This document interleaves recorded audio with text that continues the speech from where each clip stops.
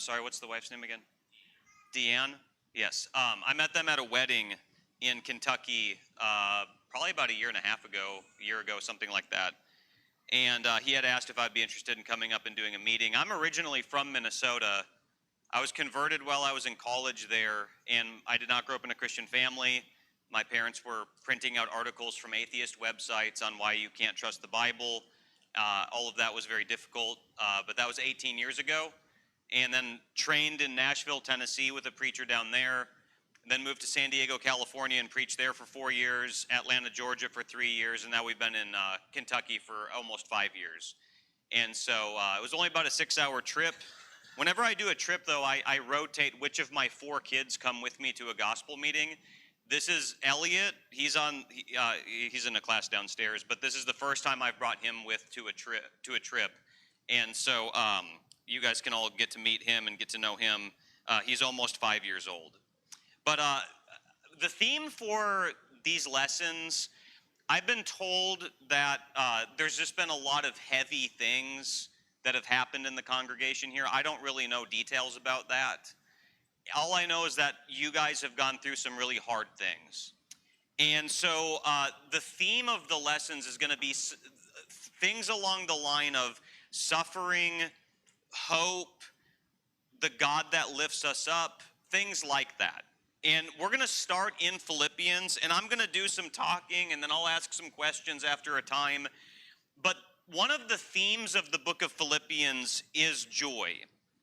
And joy is not something that's just recommended for the Christian. This is something that is actually commanded. If somebody was to answer this question about yourself, if you were to answer this question about yourself, what would you say? Are you a joyful person? It's one thing for us to have an answer for ourselves about that, but it's a whole other thing if we were to ask the question like this. Does your spouse think that you're a joyful person? Do your children think that you're a joyful person? Oh, by the way, I was told because of the air conditioning problem to not wear long sleeves.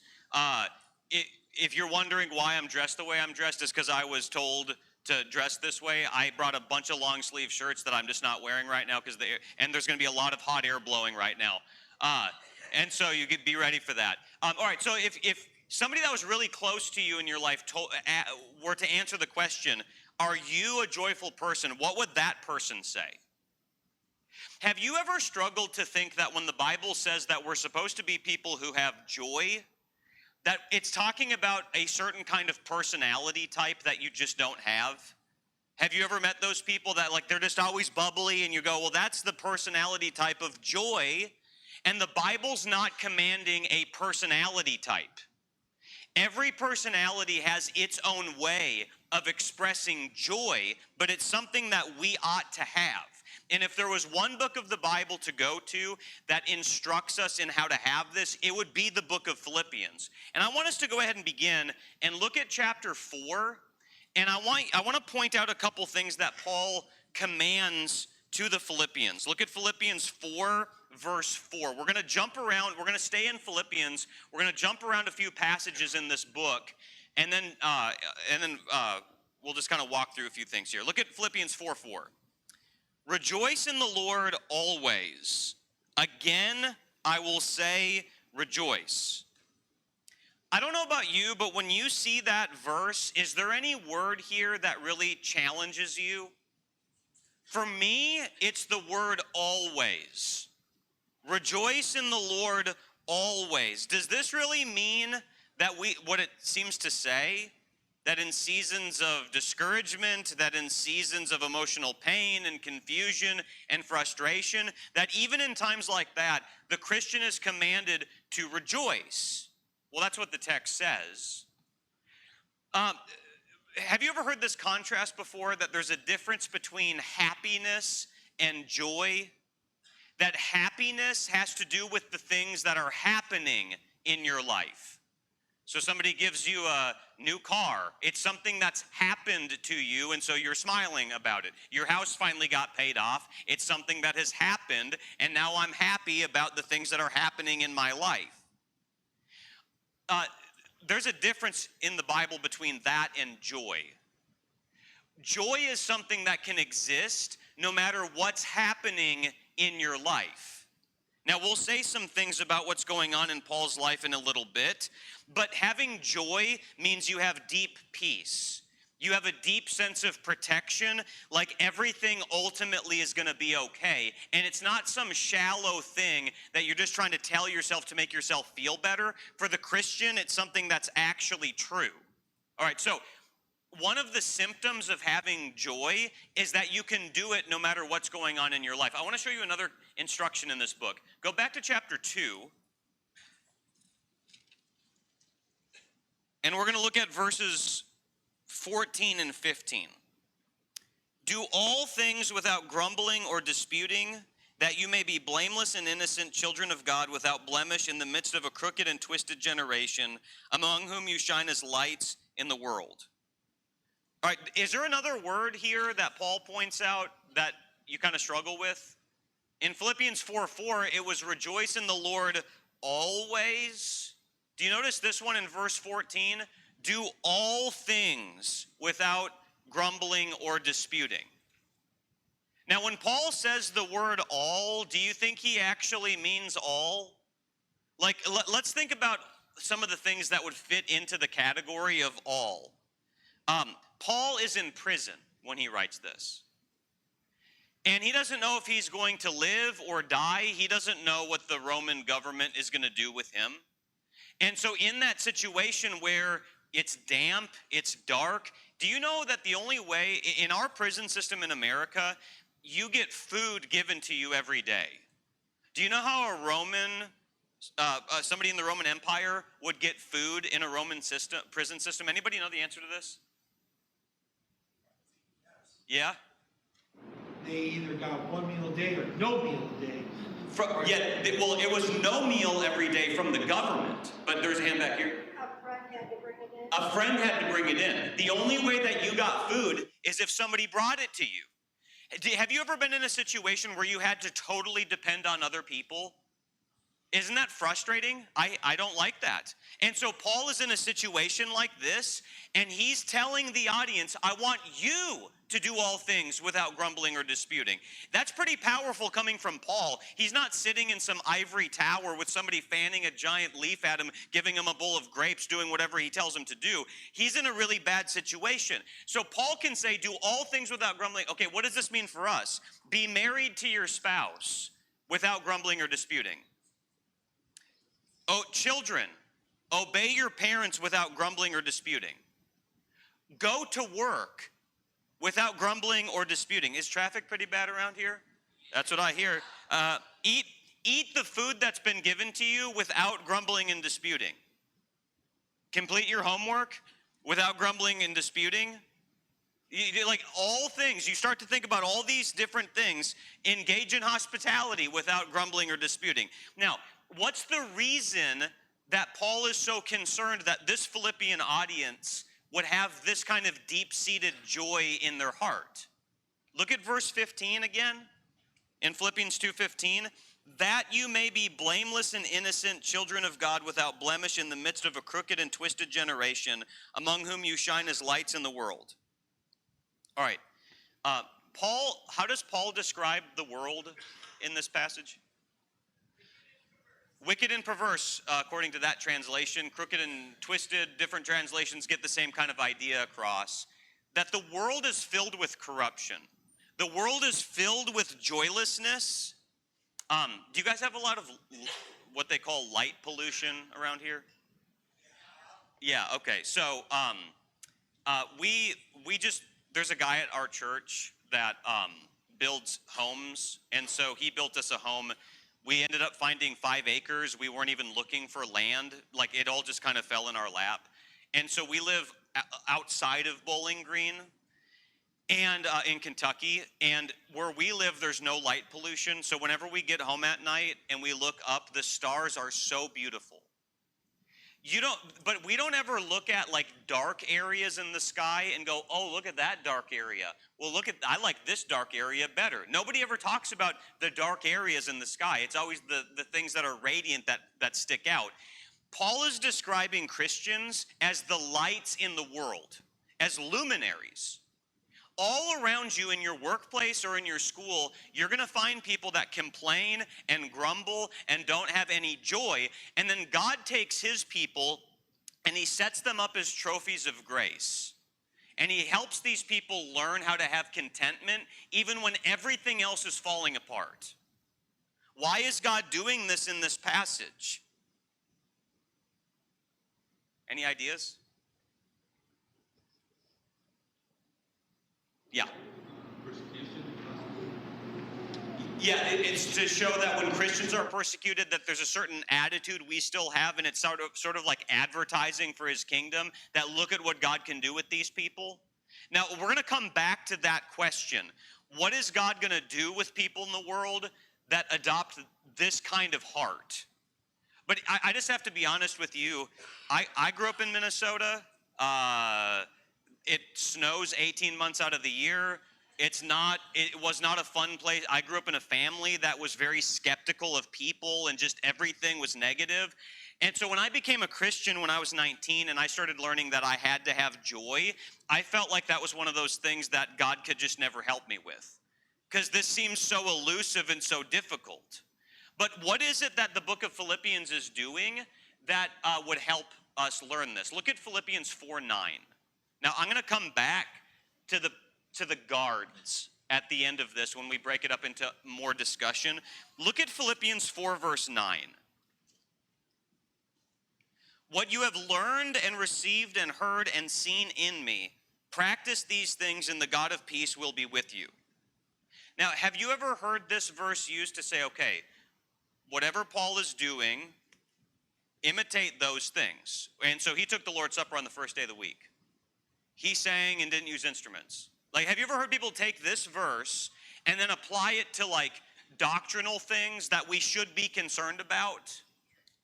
Okay, I believe we shouldn't use instruments. I believe Lord's Supper first day of the week. But in the context of the book of Philippians, what's his point in verse 9? You want to have joy? You want to have this no matter what's going on in your life?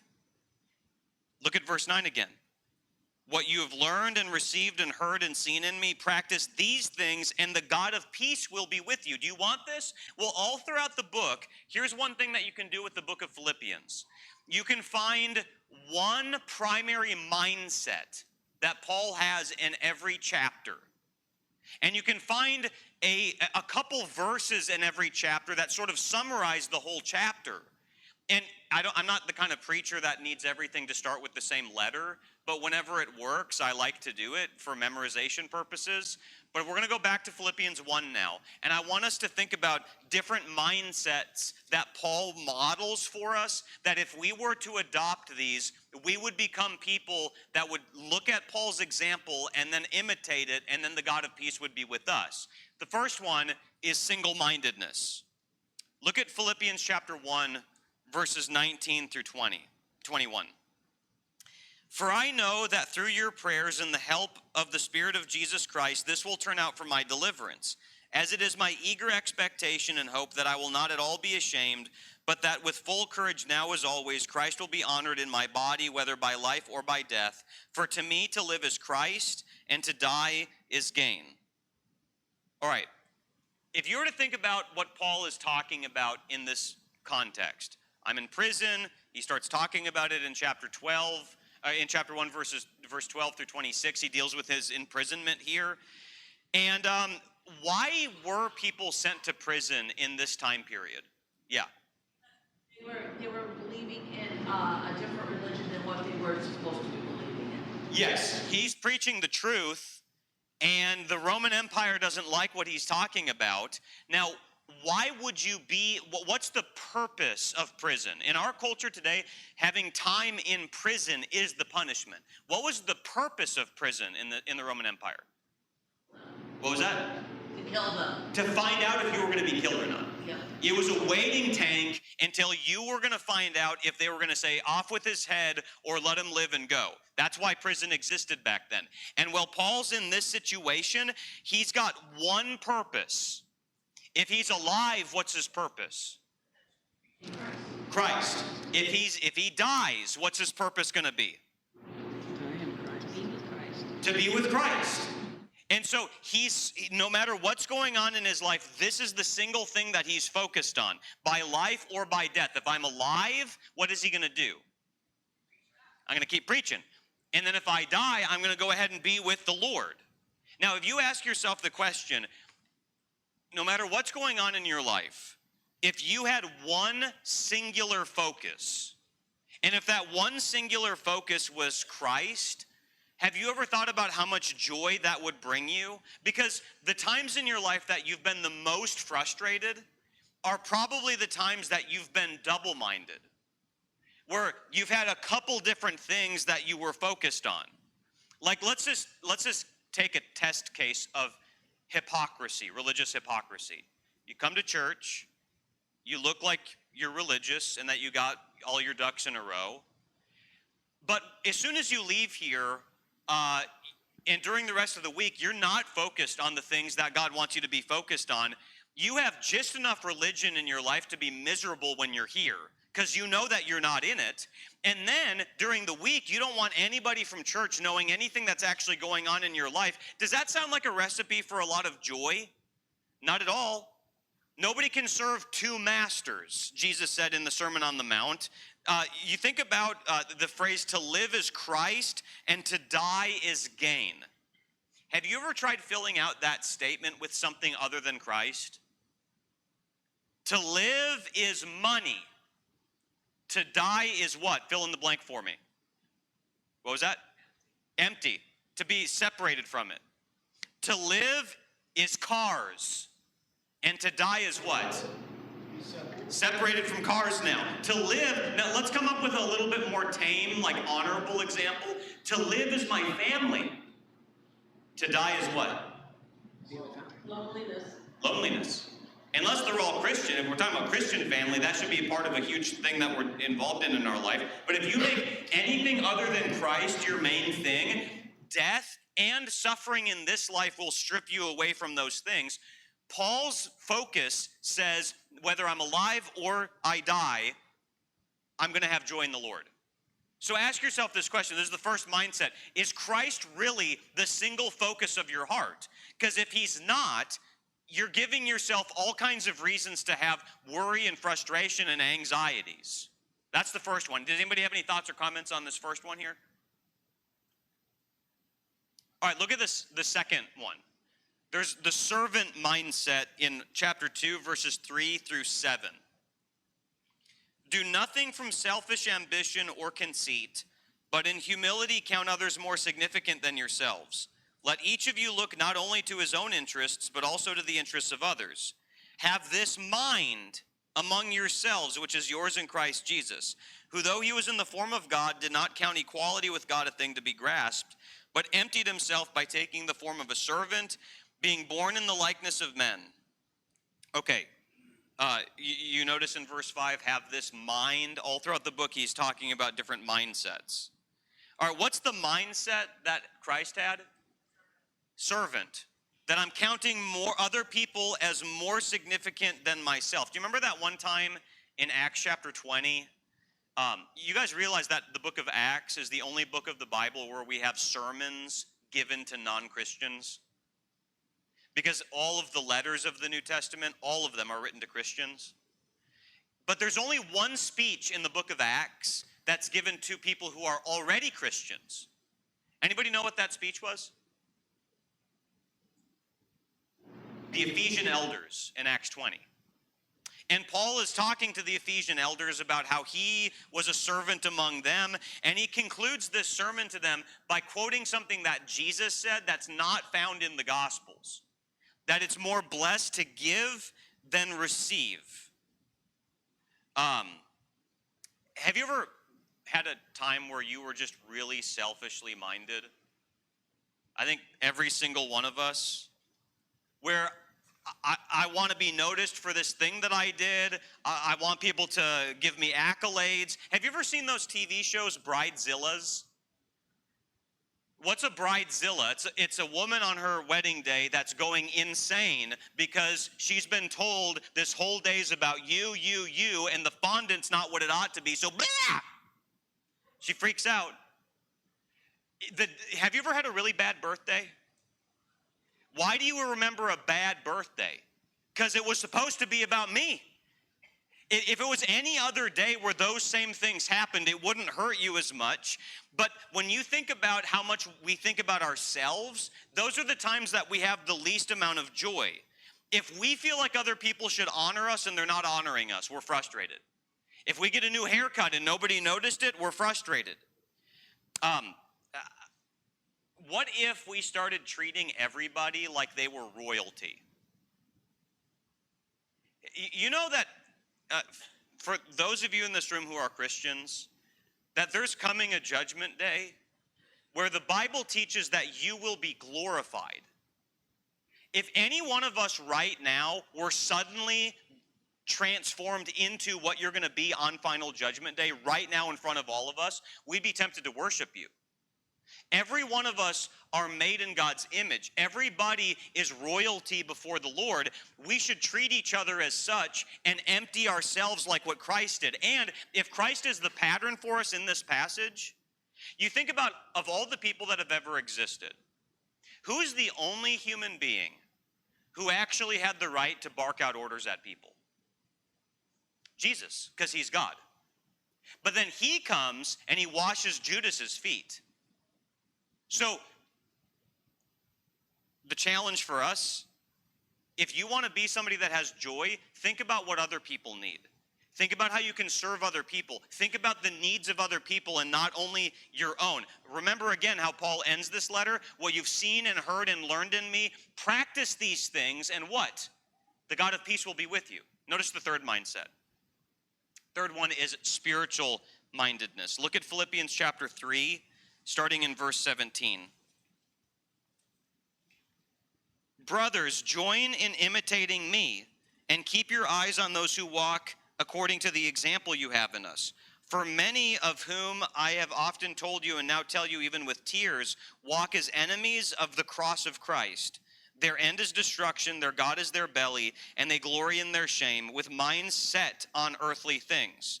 But our citizenship is in heaven, and from it we await a Savior, the Lord Jesus Christ, who will transform our lowly body to be like his glorious body by the power that enables him even to subject all things to himself. All right, what is it that these enemies of the cross of Christ, where is their mind in this passage? On the world. Do you see that in verse? Do you see how much Paul brings up this concept of the mind throughout the book? That these people have their minds set on earthly things. All right, if we were to have our mind set on spiritual things, you guys answer this for me. What are some examples of things we could meditate on that are not earthly things, but they're spiritual things? Yeah. Singing praises. Yeah, good, great. Singing praises to the Lord. What else? Love, what? Reading the Bible. The fact that we're children of God and we're set to inherit the world, that we've been justified. Like, you think about the times in your life where you don't have to think about anything. Do any of you guys take a train to work? Is there a nice train? Okay, well, you got something that you don't have to do. Like, you don't have to think about anything. You're just driving, whatever it might be. Where does your mind most naturally drift? Does it drift towards, I'm a child of God? Does it drift towards, look at what God's done in my life? Or does it drift towards earthly things? Because you start thinking about how earthly things rob your joy.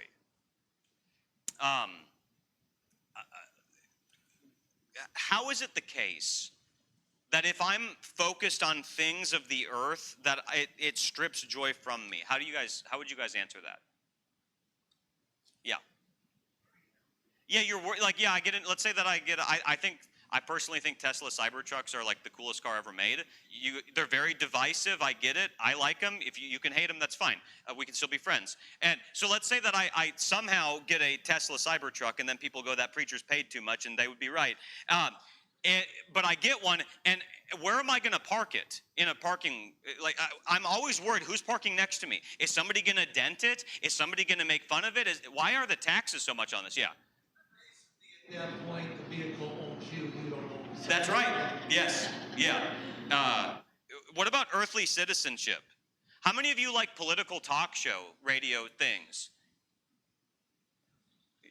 Okay, so I'll tell you, like, I used to follow a lot more, and like 6 or 8 months ago, I got rid of X, and I don't even know what's going on anymore. Apparently, there was every time you look at the news, do you know what the news is doing? It's saying, worry about this, now worry about that, now worry about this other thing. And you're taking this in all the time, and it's information. It comes in and it forms you, information, and you start getting freaked. You worry about everything constantly. You think that's healthy for us? Spiritual mindedness or earthly mindedness? How about this one? In verse 21, Paul talks about how we're going to have our bodies transformed. Um, my best friend in Kentucky is 80 years old. I have a really good friend in California. She's 83, and her husband used to be a preacher, and these are like the two people I call to get advice about things. And both of them are old. According to them, that's what they told me. Both of them have been telling me, don't get old. I don't know what to do about it, but they both say that they're falling apart. I'm 37, and I get more aches than I used to, but it's nothing compared to what they have, I guess.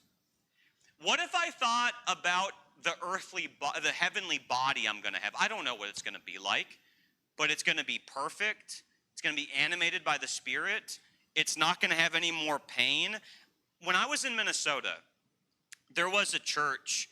I preached in Rochester, where the Mayo Clinic is, when I was going to school. And there was an institutional church down the road. And we were non-institutional, of course. And I started meeting with members there to try to see if we could combine churches. And it never could work out. There was too many doctrinal differences that we couldn't work out. But there was one of those older guys there that I did appreciate some of the things he shared with me. And he came up to me one day and he said, hey, Eric, do you know why there's so many old, cranky people in this world? These are his words, not mine. And I said, no, I'd really like to know why there's old, cranky people. And he said this, quoting Ecclesiastes chapter 12, that there are people that when they were young, they didn't remember their Creator in the days of their youth. So then they got older, and when they were young, what kinds of things meant everything to them? Yeah. Partying. Yep. Staying up late. Yep. Getting the heck out the body for the next paycheck. That's right. Skateboarding, snowboarding, and then you get a little older and you can't do that stuff anymore. And so as you get older, if God's not always been your God, what aging has done is stripped away all the things that you held up as your God: beauty, strength, hobbies that you used to be able to do. You may not be able to. If music was your God, all of these things are stripped away. You can't hear as well as you used to. What if? And if I have my mind set on all these earthly losses that I've had constantly, rather than the spiritual stuff that no earthly thing can take away, do you think that would help me? Notice the last one: satisfied mindedness. Look at Philippians chapter 4, starting in verse 10. I rejoiced in the Lord greatly that now at length you have revived your concern for me. You were indeed concerned for me, but you had no opportunity. Not that I am speaking of being in need, for I have learned in whatever situation I am to be content. I know how to be brought low, and I know how to abound in any and every circumstance. I have learned the secret of facing plenty and hunger, abundance and need. I can do all things through him who strengthens me. Yet it was kind of you to share in my trouble. And you Philippians yourselves know that in the beginning of the gospel, when I left Macedonia, no church entered into partnership with me in giving and receiving except you only. All right, one of the only churches that we hear about explicitly financially helping Paul was the Philippian church. And he's in prison, and somebody has come and brought him some money, and he's letting them know, I appreciate it, but I also want you to know that I'm content whether I had the money or not. Have you ever given something to somebody and they said, well, thank you, but I didn't need it? That's sort of like what Paul's doing here. I think he's modeling for them, though. I appreciate the gift, but I don't want any of you to have the mindset that would say, as long as you have money, everything's going to be okay. Paul's saying, I knew everything was going to be okay one way or another. I've learned the secret of having a lot of money, And I've learned the secret of not having a lot of money. Did you know that there's a secret in both ways? Have you ever known people that were really, really, really, really, really, really rich? And you've gotten to know them pretty well, not because you were trying to get any of their money or anything like that? You know one of the struggles that they have? Who actually wants to know me? You think there's secrets that you have to learn on having a lot and being content? Because I feel like my life is so shallow sometimes because nobody actually loves me. They're just using me to get stuff. Or if you have not much at all, I think we all know that that would be something that you have to. You may look at Paul and go, well, Paul, you just had that kind of personality that I guess always saw the nice things in every situation. Except in verse 11, what does Paul say he had to do? He had to learn this mindset. Have you ever known somebody that always needed something else? It's like you get what's the latest iPhone that's come out? What is it? The 18 came out now? Let's say 17 or 18 or something.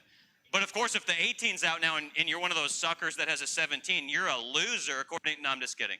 I have a 15. Anybody want an iPhone 11? Anybody want that? Well, as soon as the next one comes out, we all have to have it, right? And then we have to have a Cybertruck, and then we have to have every new thing. Have you ever known anybody that always needed the new thing? Did they seem like the kind of person that was very satisfied? Always, no. Have you ever heard this parable before? This is a modern parable. A man moved to a new town. He asked a local resident whether the people there were friendly or not. The resident asked the man, "What were the people like where you used to live?" The newcomer scowled and said, "They were really an unfriendly and rude bunch, and I couldn't wait to get away from that place." The resident said, "Well, I'm afraid you'll find the people here are pretty much the same." You guys know how this concludes? Have you guys heard this before? All right. A week later, another man came to town. He happened to meet the same resident and asked him the same question. The local asked this second newcomer the same question. "What were the people like in the town you used to live?" The newcomer smiled and said, "Oh, that town was the friendliest place you could ever imagine." You kind of wonder why he moved, but whatever. The local resident turned a smile and said, "Well, I'm glad to hear it. I think you'll find the people here are friendly too." What's the point? Yeah. It sounds like it's the individual. The person who said it's happy, it'll be happy for him there. The person who's miserable, it's going to be miserable for him there. Yeah, you always take your brain with you. Wherever you go. Yeah. Yes. Yep. And so in verse 13, I can do all things through him who strengthens me. You guys ever heard those Bible verses used for like workout equipment, like workout clothing? Like, I'm going to go to the gym with my Phil 413. I can do, okay, if that's the case, then lift 2,000 pounds. Why? Like, what's the limit? If you can do all things. No, what's the point of this passage in the context? Yeah. Just means being satisfied with little or a lot. Yeah, whether you have a little or a lot, I'm satisfied because I have Christ. I'm a lot more impressed with a human being who can be satisfied no matter what's happening in their life than with somebody who can deadlift 800 pounds. That's a lot more impressive to me. All right, now, we have, what time do we end this session? 10:15. Okay, so we have 10 minutes, and I want to go through a couple things with this. Now that we've talked about these different mindsets, I want us to think about a little bit more, what does God want to do with people like this in the world? Go back to Philippians 1. So let's say that we learn these mindsets that Paul's talking about. What does God do with people who are like this? Look at Philippians chapter 1, verses 12 through 14. "I want you to know, brothers, that what has happened to me has really served to advance the gospel, so that it has become known throughout the whole imperial guard and to all the rest that my imprisonment is for Christ. And most of the brothers, having become confident in the Lord by my imprisonment, are much more bold to speak the word without fear." All right. What does Paul say is happening with his circumstances? What is God doing through his circumstances? Yeah. Yeah. There because of Christ, so Christ is still getting preached. Well, and you might go, well, how in the world is this happening? Because he's in prison. Anybody know? We talked some about prison earlier. What would Paul's actual living situation be in prison? What? A hole in a hole. He'd be in a hole, and who would be chained to him? A Roman guard would be chained to him. And they would go in rotations, 6 hours each. So there's 4 rotations every day. There's, 365 days out of the year, somewhere around 1,500 shifts per year. He's in there for 2 years. This imprisonment was 2 years. So you got close to 3,000 opportunities where somebody's chained up to Paul, and what does Paul think? Oh, I hate these guys. These Roman guards, they got scars all over their faces. They've killed people all their life. They're hardened. They're just not nice people. Instead, what is Paul thinking? Opportunity to teach who? This guy attached to me. Look at how the book of Philippians ends. Have you guys ever noticed this in Philippians 4? You know how at the end of letters he's writing the greetings and everything? Look at Philippians 4:22. All the saints greet you, especially those of Caesar's household. What's he saying there? Some of the Roman Praetorian Guard have been converted. All right. Think about this question. How would having peace and contentment be used by God today to advance the gospel? So I have a friend, when I was in California, there was a woman at the church, just one of those really godly women. Her name was Barbara Brown. And she had to go in to get emergency surgery. I don't remember what the surgery was for at this point. But my wife and I, we just had our oldest son, Asher, at the time. And we go to the San Diego hospital. And as soon as we close the door, she has this big smile. And she goes, I think I got a Bible study opportunity with the nurse. Single-mindedness? No matter what my circumstances are, I'm going to proclaim Christ. Christ is my focus. What happens, well, I'll save that for just a second, actually. Thoughts or comments on this? Yeah. Kind of to use an example. When I was driving a semi-truck, there were several times, well, quite a few times actually, I came into some opportunity to speak something about God. Simply because being stuck in a truck stop, we find that one person that wants to just start a conversation. Yep. Well, I have a friend who used to work Secret Service, and he became Hillary Clinton's personal bodyguard. And he tried teaching her the gospel on multiple occasions. And that's a cool job. You're around a lot of important people and things, and your focus is, I'm trying to get the gospel out. Notice this passage. Look at Philippians 1:27-30. Only let your manner of life be worthy of the gospel of Christ, so that whether I come and see you or am absent, I may hear that you are standing firm in one spirit with one mind, striving side by side for the faith of the gospel, not frightened in anything by your opponents. This is a clear sign to them of their destruction, but of your salvation, and that from God. For it has been granted to you that for the sake of Christ you should not only believe in him, but also suffer for his sake, engaged in the same conflict that you saw that I had, and now hear that I still have. Okay, these Philippians have these cultural opponents, maybe bringing legal cases against the church, slandering them in the news, something like that. And Paul says, I want you, Philippian church, to stand side by side. You ever seen those old war movies in the Roman Empire where all the soldiers would get their shields together and they would all be in a row like this, and they'd also put it up above them so archers couldn't get them? You guys know what that's called? Tortoise formation. That's what I think of when I think of this passage. I want all of you to strive side by side, advancing the gospel, even when you have opposition. Now, as you keep advancing in verse 28, what is your lack of fear going to do to the world?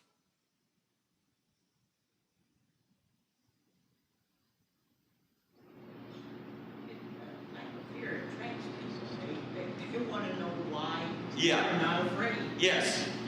Can you imagine like being a soldier and you got this army coming at you and not one of them is scared of anything? That's supposed to be like us. We got joy. Everything is going to be okay for the Christian. Ultimately, everything will be okay. But what is it that we communicate to the world? Oh, I'm afraid of politics. I'm afraid of this and inflation. I'm afraid of everything. And surely there are things that are very hard and difficult. I'm not taking away from that at all. But do we let these things take away our joy? Let me say it this way. Would you want diet and exercise advice from somebody who's obviously unhealthy? Anybody want that? Would you want financial advice from somebody with massive debt? No. Nope. Would you want parenting advice from people who are poor at parenting? All right. Does the world want Christians walking around complaining and then trying to talk about Jesus from time to time? So in Philippians, Paul is calling for the audience to have peace and joy in order to be credible to the world.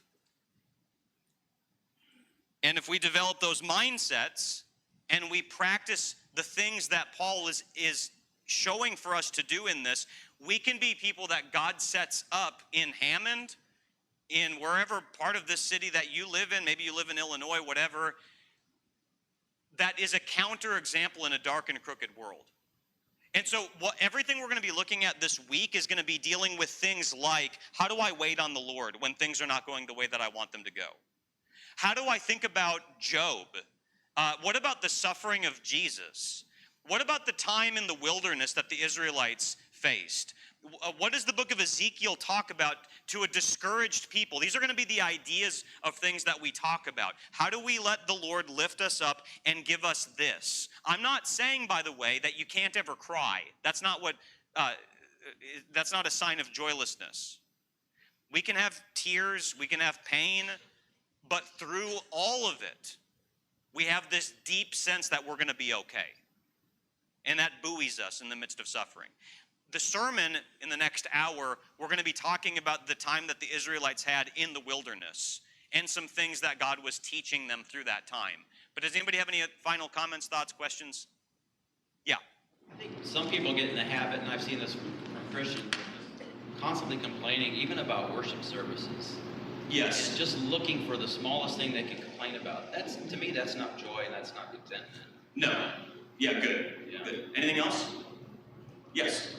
When you were going through the 4 mindsets, one thing that I was thinking about is people that I've known in my life that are really good at either one, multiple, or even all of those.